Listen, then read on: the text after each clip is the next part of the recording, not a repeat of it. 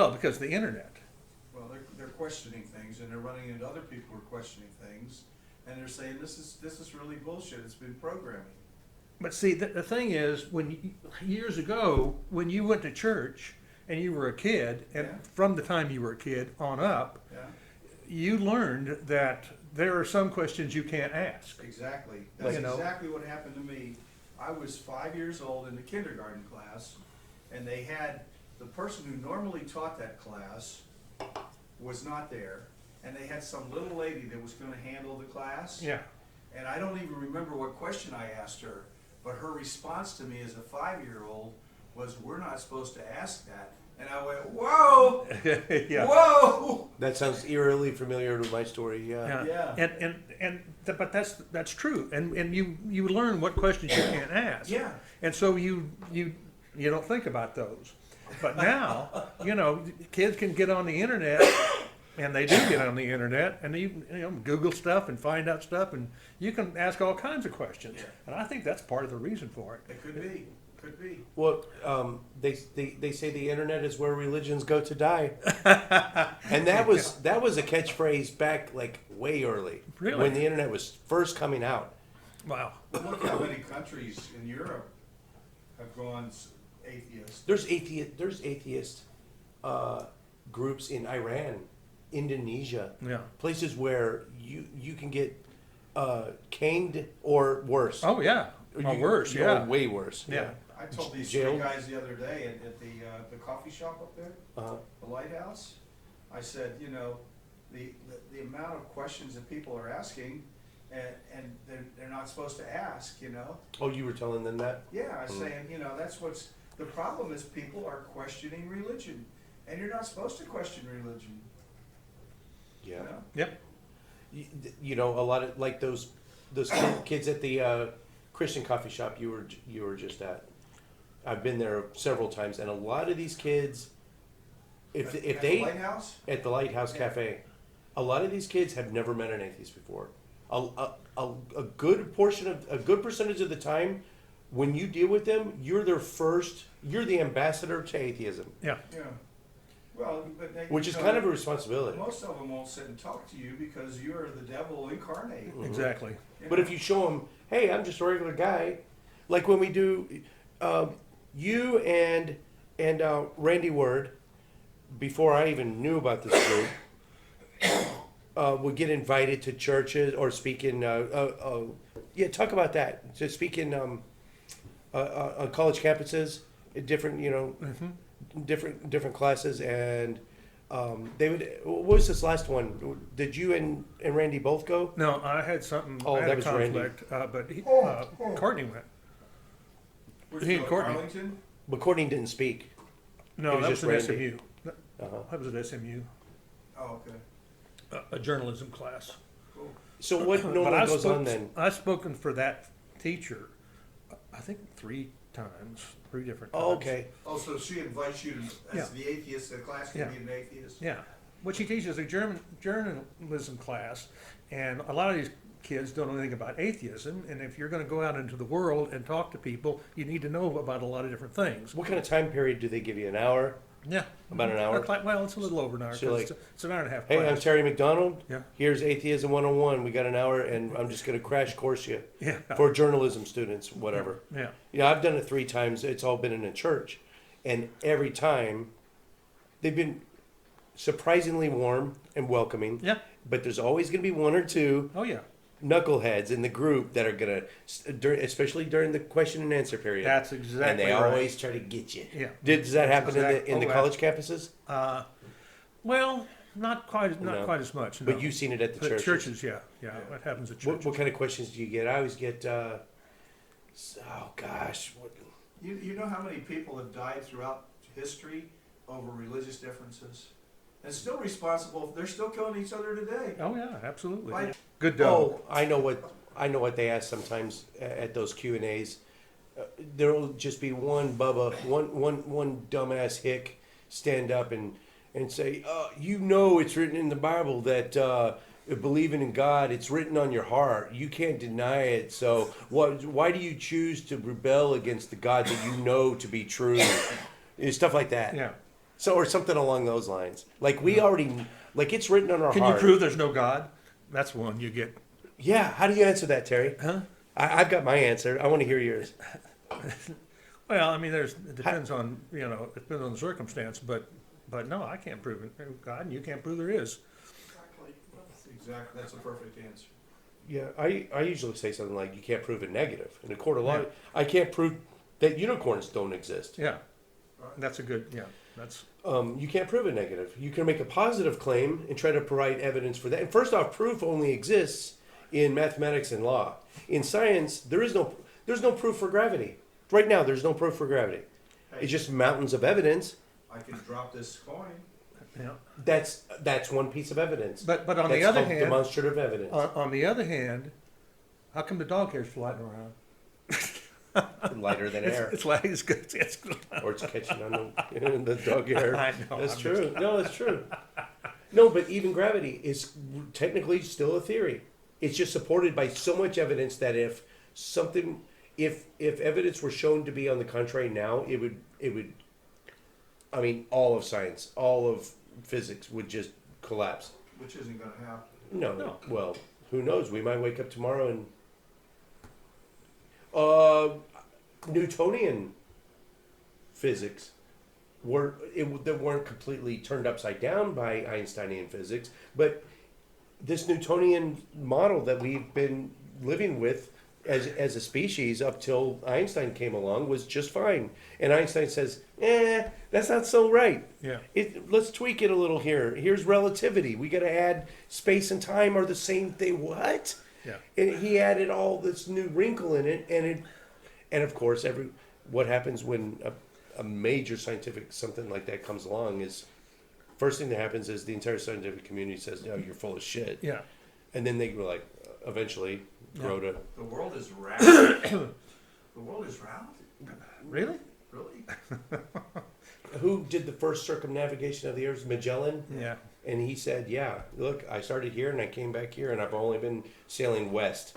Yeah, but he died during the trip, so he didn't quite make it. Oh shit, is that right? Yeah. Yeah, Catholic killed him. He probably was Catholic. Magellan. I'm sure he was. Yeah. Columbus definitely was. Oh yeah.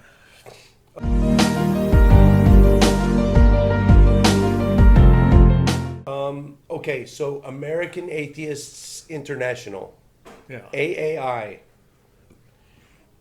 I've known that there's a backstory between us. There's some history with us and them, good and bad. I don't know much about it, and I'm going to use this opportunity for you to just nail it all down for me and get it straight in my head.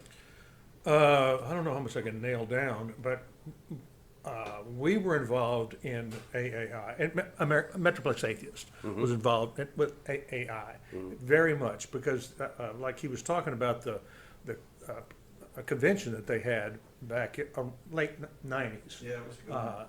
which is one of the reasons why we've got some of the money that we've got, because we made some money on that.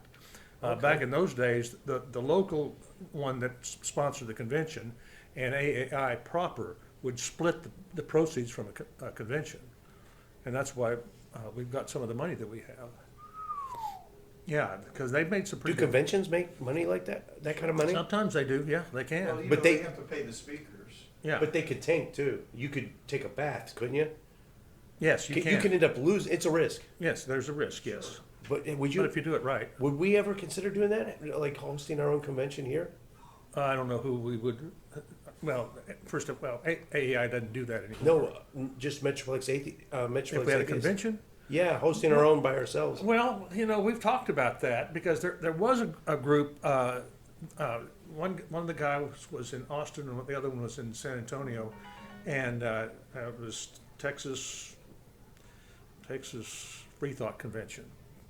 And we had one in Austin, we had one here, we had one in Houston.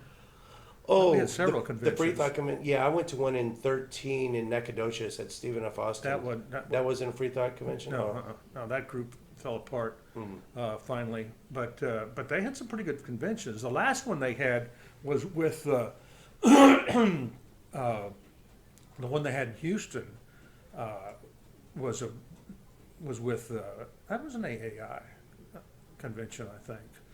plus the Texas Free Thought Convention. That was the one that, what's his name? No, well, all the big guys were there, you know. Oh, the ones from Austin, Matt Dillon? No. Oh. Well, him, but he wasn't one of the big. I'm talking about. National.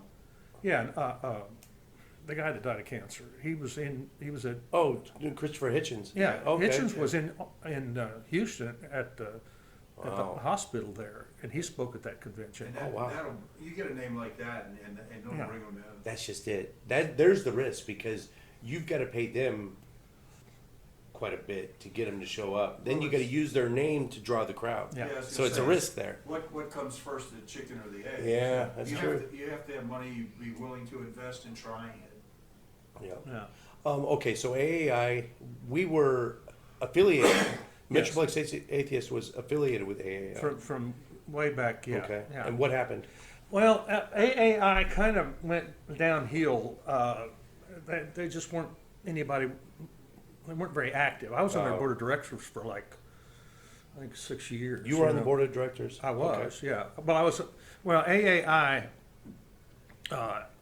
split.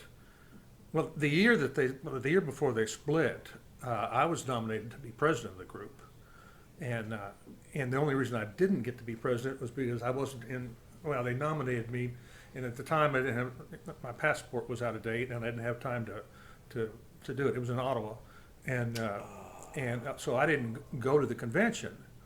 But I missed by four votes being being the president. Four of that votes? group. Uh-huh. Yeah, and then that year, that subsequent year, AAI split.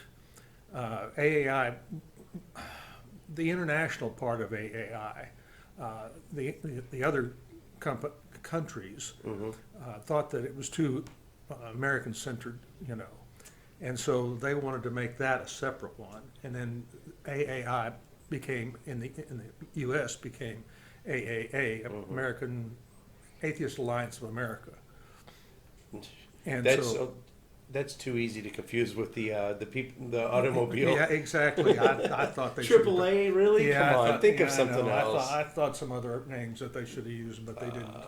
But anyway, and I was on their board of directors. I continued on the board of directors of AAA for a couple of years, but they weren't doing anything. There was just nothing going on.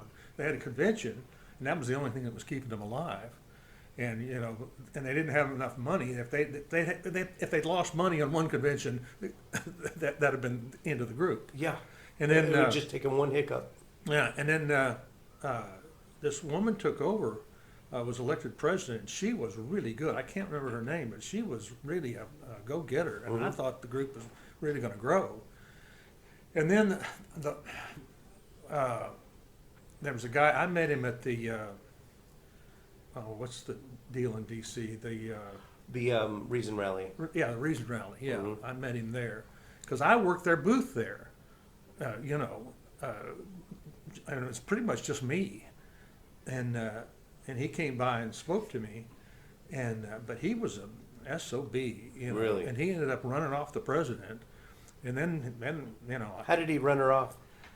oh man, I can't remember all the deals, but he was just doing stuff behind her back and doing. I mean, he just wanted to take over the group, you know, and he didn't want to be the president. Oh, he was kind of power hungry. He was doing a Yeah. power grab. Yeah, Okay. and he did, you know, and I eventually left the group. They wanted to kick me out, and I told them they couldn't because they didn't have enough votes, which they didn't.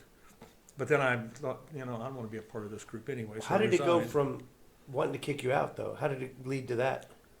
Oh, Well, because because I was supporter of her. All right, you were voicing your opposition Yeah. at what was going on. Yeah, exactly. You know, you hear about all these infighting and scandals and whatnot in the on the believer side of the house in church organizations, but you know we're not immune to it either. Nope. We're still susceptible. I mean, we're all human.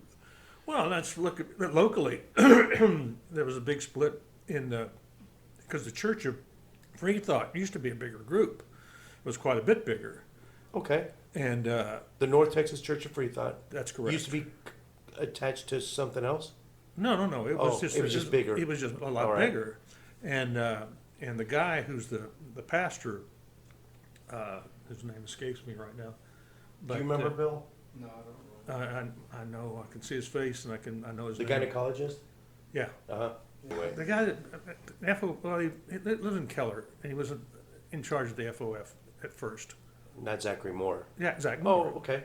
Well, Zach Moore was on tap to take over, not to take over, but to succeed the pastor as the head of the North Texas That Church would of have been Freethought. a great choice, in my opinion. Well, they got crossways, and then ended up he left, and took a huge group with him, and they formed Fellowship of Freethought.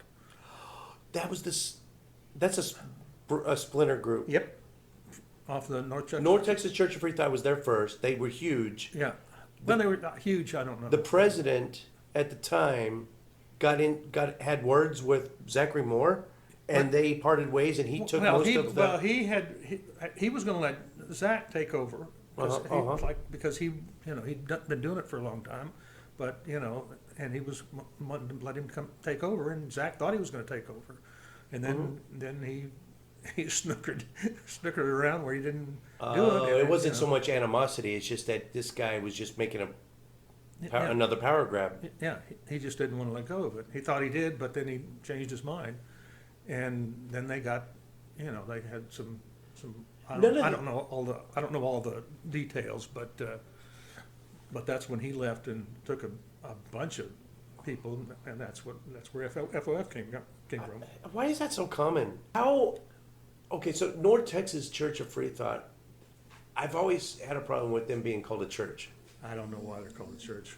I have no idea. Because you know what a church means. Yeah, I do. Church involves deities and Yeah. higher powers and Yeah. supernatural phenomenon. Church has a lot of connotations to it. Yes. And Bill's saying they call themselves a church because they get some sort of extra tax break that we as a 501c3 don't get. No, it's not a tax break. Then why call yourself a church if you don't get an extra benefit? I don't know. I remember asking that question once Yeah. from the fellow that ran North Texas. What did he say? And there was a reason, somehow it was a benefit. A legal benefit on top of what we get as a 501c3? I don't know. Huh.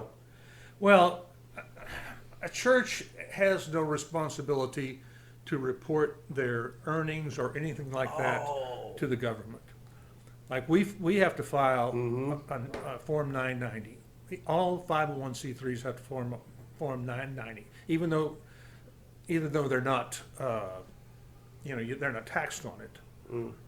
But they have. It's a financial form. Yeah, that's what it is. You don't have to file with the government. It's less paperwork. Well, yeah. Plus, you don't have to. And if you wanted to be- It's none of your business how much money we took in. Churches, by not having to even report that, it's easier to be shady if they want to be. Sure, Sure. Us, we have to be more transparent. that's exactly right. But we should call ourselves the Church of Atheists. I would stop coming. That would, Yeah, well, no, yeah. I love you guys too much. I would still go, but I wouldn't like it. There's a lot of people who wouldn't, well, like Libba, she's, Oh, you I'm call, like you that call her too. something a church and she's out. I know.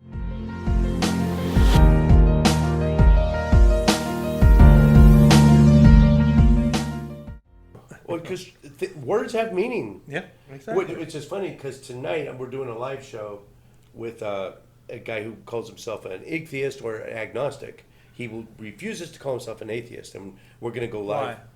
That's what the show's going to be about. Oh, and we're okay. going to get into the nitty gritty of definitional. I know we're going to be just down in the weeds, splitting What time's he hairs. coming, Jim? 1900 Central Time. He lives on the West Coast. We're doing it's going to be a remote. Oh. Yeah. So it'll be after 4 o'clock But here? see, the thing that I say about atheism, if you don't have a God that you worship and pray to, for all practical purposes, you're an atheist. That's what we're going to talk about. He's got a counter to that. Now, What is you don't know what it is? Excuse me. I remember him Just talking say about you're it not- once. you can No, say you're TJ not and I, religious. TJ and I talked to him about it once, but it was at the ass end of a literally 6 hour and 56 minute Oh, wow. whiskey fueled live show. Yeah. So I don't really. I could go back and watch it. Yeah. But no, all we're gonna do is just pin down the terminology, the actual what is an atheist? Is it a and theo, or is it atheo? Because depending on how you break down the root word, it has different meanings. Yeah, I should. A and theo means free from or lack of a religion. But if you put atheo, put it all in one, like the Greek atheo, that is more of a positive claim that there is no God. So it depends on where do you draw the line between the a and the theo, or like that. But anyway, But from a practical standpoint, you're an atheist. based on that specific definition, But can you prove that there is no God? you can't prove a negative. So I mean, so if it makes you happy. that's But fine. I've met this many people in my life that say they can provide evidence that there is no God, and they are. I've never met that many strong atheists, ones that can actually make a positive claim that there's no God. But the ones that do feel very confident that they can do it. I'm just not in that boat, But they're out there. We got a couple in our group. Who? I'm not going to say his name because Okay, he used. yeah, yeah, No, sure. no. Our former co-host Sam. Oh, He makes a positive claim that. that there is no God, and he has mountains of evidence to prove it. Whatever. Right. Yeah, I mean, there's some sevens out on the Dawkins scale. I would guess that the three of us are sixes. We 6.99, right? Yeah. Exactly. Right, 6 something, right? Yeah. And I've only met like this many sevens in my life, and they all seem fairly confident, but they are rare. They are rare. So you've been an atheist roughly 40 years. Now, your current wife, were you already an atheist when you met her? No. Oh, you were still a Catholic? Yes. Oh, okay. And she was a Baptist. And she was a Baptist. Well, first off, take the atheism right out of it. A Protestant and a Catholic, does that cause tension? Or does the Catholic Church have something to say about that if you're going to marry Well, they'd rather you not. Yeah. Is there anything special you have to do? Special Yeah, you got request to. I forms think and- now you've got to go to classes and all that kind of stuff. Right. I'm not sure what you have to do, but you used to, even a long time ago, you'd have to go to classes because they really Yeah. don't like you marrying Protestants. And your wife has to go with you? Oh yeah. Or, yeah, all right, Yeah. of course. You have to go together. But Does it cause tension in your marriage? my marriage? Did it cause any tension in your new marriage? Her being a No, by the Protestant? time. No, Mhm. never did. Did she go to mass with you? No. Okay. But when we've been together, neither one of us has practiced any religion. Ever. Okay, so you're still a Catholic, but you weren't devout practicing Catholic at the time. It didn't really cause a lot of tension in No, your marriage. no. Never did. Okay. Well, by the time we actually began to live together, we pretty much had given up we had given up what we, what she believed and what I Okay. had firmly believed. We pretty much were finished with all that. You've never been formally excommunicated. No, No. no. Like so you weaned off the church, and then you became atheist so far later. I mean, you were not really even a part of them at the time anyway. Let's just say this hypothetically: if it had been a sharper break where you walked into you were an active participant in that church, active member, and one day you said, "Hey, I just don't believe anymore. I'm out, guys. Sorry." Which is pretty much You what would get happened. That's pretty much what happened. But do they have formal excommunication? Well, they do, but I mean, you have to do something really Oh, okay. raunchy to get excommunicated. I mean, it's not that big a deal, Yeah. You know how many Nazis got excommunicated? None. I think one, Goebbels, I think it was, and it was for adultery, not for killing Jews. Jesus, man. Well, it was different back in those days too. How? It's atrocities are atrocities. No No, matter no, no, what no, time. no, I'm talking about the Catholic Church and excommunication. About it. Yeah. You know, you had already deconverted. You've already saw the light. How much longer did it take for her to? No, I think she pretty much was. It was right there with you. Yeah, it was. You know, Happened. she was a Baptist. I mean, she was a real Baptist when I first met her. You know, I mean, she went to an independent Baptist church. A real Baptist. Yeah, she didn't belong to those liberal groups like Southern Baptists. You know, They considered Southern Baptist liberal yeah, groups. yeah, Oh, yeah, well, the that's church that she belonged to. yeah. That explains. I mean, yeah, that tells me a lot about what she went to then. Yeah, I mean, she taught Sunday school and drove the church bus and all that stuff. Southern Baptists are the liberal ones. Yeah, Wow. yeah. I mean, they couldn't go to bowling alleys because they served beer there in the church that she belonged to. This was in Corpus. Yeah. And then when she moved up here, she got involved in the Baptist church, and then she's from Arkansas. I think they use the term hard shell. Yeah, yeah. What's hard shell? Hard shell Hard Shell Baptist. I never heard that. You never Really? heard that? My parents were Southern Baptist my whole childhood, Huh. and I've never heard that word. Hard shell. Hard just Shell means, Baptist, yeah. Don't fuck with me. Yeah, yeah. I've never heard that term in my life. Huh, Oh, yeah. I'll be darned. Wow. Atheist Edge. Walking the edge of what some consider offensive. But your feelings don't matter here, only facts. Edgy commentary on the dangers of doctrine, the foibles of faith, the bullshit of belief, the stupidity of superstition, and the idiocy of indoctrination. With razor-sharp wit, curiosity, and critical thought, we take an unblinking look at today's religions. We are Atheist Edge.